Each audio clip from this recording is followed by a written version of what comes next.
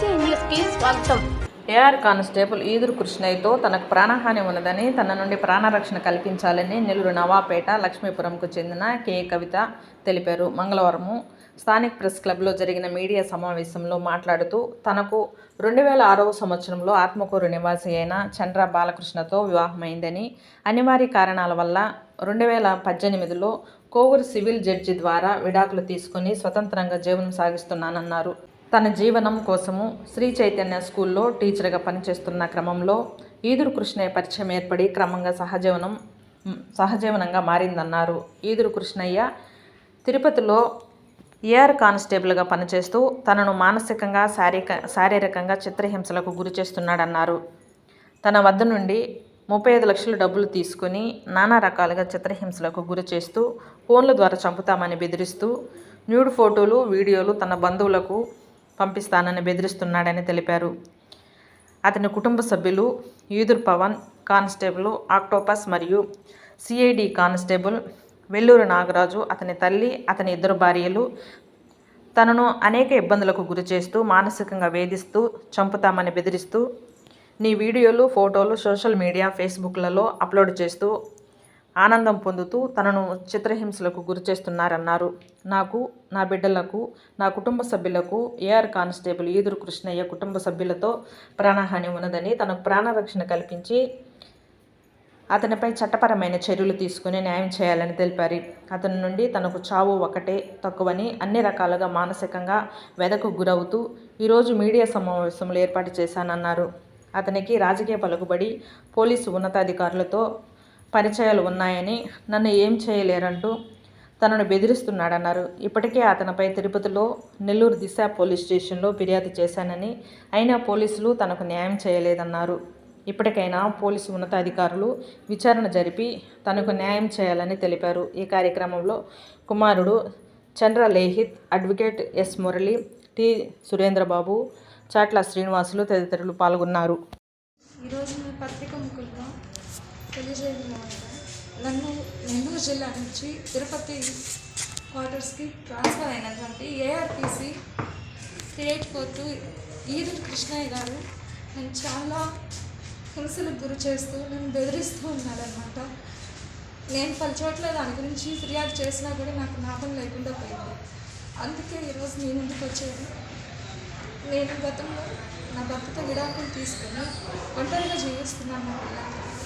అది అడ్వాంటేజ్గా తీసుకొని ఈదురు కృష్ణయ్య సన్నాఫ్ మస్తాన్ అనే అతను కోటపాలూరుకు చెందిన సూలూరుపేట గ్రామవాసి. అయితే అతను నా యొక్క ఒంటరితనాన్ని అడ్వాంటేజ్గా తీసుకుని నా లైఫ్లో ప్రవేశించి నాతో సహజీవనం చేస్తున్నారు. ఈ క్రమంలో నాతో చాలా డబ్బులు అనేది తీసుకోవడం జరిగింది. ఈరోజు ఆ డబ్బులు ఇవ్వకుండా ఉండడం కోసము అతను నన్ను చిత్రహింసలకు గురి చేస్తూ, ఇంకా దానికి సంబంధించిన ఎవిడెన్స్ అంటే నాకు గవర్నమెంట్ హాస్పిటల్లో ఇచ్చిన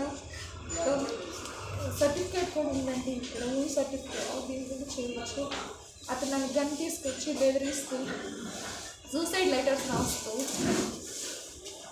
ఇంకా నన్ను చాలా ఇబ్బందులు కంటే నా బంధువులకి నా గురించి నా యొక్క పర్సనల్ ఫోటోలు, న్యూడ్ ఫొటోస్ అన్నీ అతని ఫోన్లో భద్రపరుచుకొని వాటిని నా రిలేటివ్స్కి, నాకు తెలిసిన వాళ్ళందరికీ పంపిస్తూ నా యొక్క పరువును తీసేస్తూ ఉన్నాడు. ఇంట్లో నా బిడ్డలకు కూడా కాల్ చేస్తూ, మా అమ్మకి కాల్ చేస్తూ, మా అన్నయ్య వాళ్ళకి కాల్ చేస్తూ చాలా అంటే చాలా వరస్ట్గా బిహేవ్ చేస్తూ, బూతులు తిడుతూ బ్యాడ్గా బిహేవ్ చేస్తున్నాడు. రూములకు పిలవడము, అక్కడికి వెళ్ళకపోతే మా ఇంటికి రావడము, ఇంటి పైకి వచ్చేసి మిద్దెపై నుంచి నేను కాల్ చేస్తున్నాను, నువ్వు వస్తావా రావా అనడము. వాళ్ళ బంధువులు కూడా, వాళ్ళ ఎవరైతే అతనికి సంబంధించిన వాళ్ళ భార్యలు ఉన్నారో వాళ్ళు కానీ, వాళ్ళ అమ్మ కానీ, వాళ్ళ తమ్ముడు గారు ఈదురు పవన్ అనే అతను ఆక్టోపస్ కానిస్టేబుల్ అంటే అతను కూడా నాకు కాల్ చేసి అడ్రస్ లేకుండా చేస్తాను నేను అని చెప్పి నన్ను మాట్లాడారు.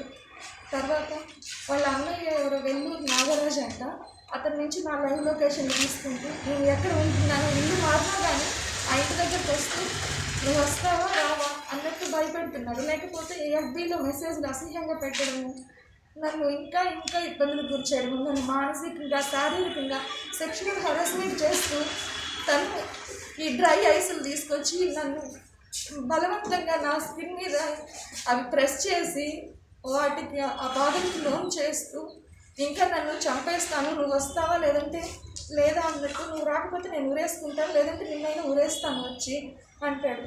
నాకు తెలిసిన వాళ్ళందరికీ ఇలా ఫోటోలు పెడుతూ మేమిద్దరం భార్యాభర్తలము అని చెప్తాడు. ఎవరైతే డబ్బులు ఇవ్వాల్సి ఉంటుందో వాళ్ళకి ఈ ఫోటోలు పెట్టి నీకు అబద్ధం చెప్తుంది, తను నా భార్య కాబట్టి నేను డబ్బులు తీసుకున్నాను, నేను నీకు ఇవ్వను అని చెప్పి వాళ్ళకి కూడా బెదిరిస్తున్నాను. నేను అప్పటికి తిరుపతి ఎస్పీ సార్ దగ్గర నేను కంప్లైంట్ కూడా ఫైల్ చేశానండి. దానికి అతను విచారణ డిఎస్పీ సార్ ఏం చెప్పారంటే 3 months టైంలోకి నేను కడతానంటే ఓకే అని చెప్పారు. అయినా కానీ దానివల్ల కూడా ఫలితం లేకపోయింది. ఇవన్నీ నేను చేసిన ట్రాన్సాక్షన్లు ఫోన్పే కానీ గూగుల్ పే కానీ డైరెక్ట్గా అతని అకౌంట్ నుంచి కానీ నా అకౌంట్ నుంచి కానీ వెళ్ళినవి దాదాపు నా దగ్గర 35 లక్షల రూపాయల డబ్బులు కూడా అతను తీసుకోవడం జరిగింది. మాట్లాడతాడు అతని వర్షం ఏంటో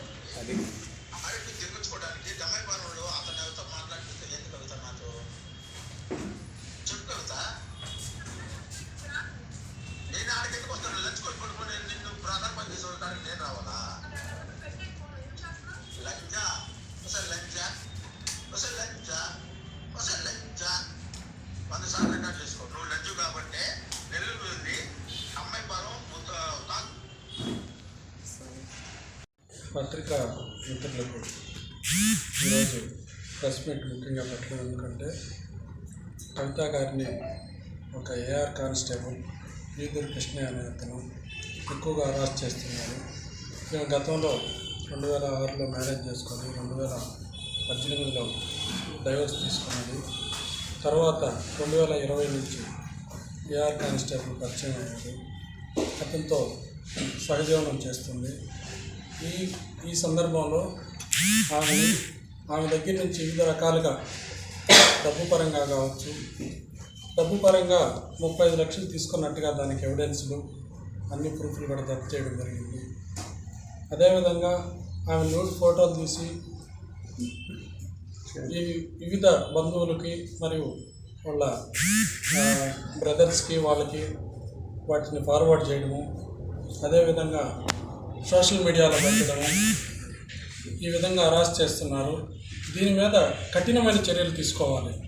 ఆడవారికి రక్షణ లేకుండా పోతుంది అని అంటే ఒక కానిస్టేబుల్ బాధ్యతాయుతమైనటువంటి ఉద్యోగం చేస్తూ ఒకరి మీద హరాస్మెంట్ చేయడం అనేది నేరంగా పరిగణించి ఈ నేరాన్ని ఇంకొకరు చేయకుండా ఉండే విధంగా ఆఫీసర్గా ఉండి ఆ అమ్మాయి లైవ్ లొకేషన్లో ప్రభుత్వ ఉద్యోగిగా ఉండి ఆ ఉద్యోగంలో ఉంటూ లొకేషన్ని దుర్వినియోగం చేస్తున్నాడు, అక్కడ ఉపయోగించుకుంటున్నాడు. ఆమె ఎక్కడికి వెళ్తుంది, ఎక్కడికి వస్తుంది, ఈ అన్ని విషయాలు కూడా ఉపయోగించుకొని ఆ సాఫ్ట్వేర్ని కూడా దుర్వినియోగం చేసి ఆ అమ్మాయి మీద వివిధ రకాలుగా హరాస్మెంట్ చేస్తున్నాడు.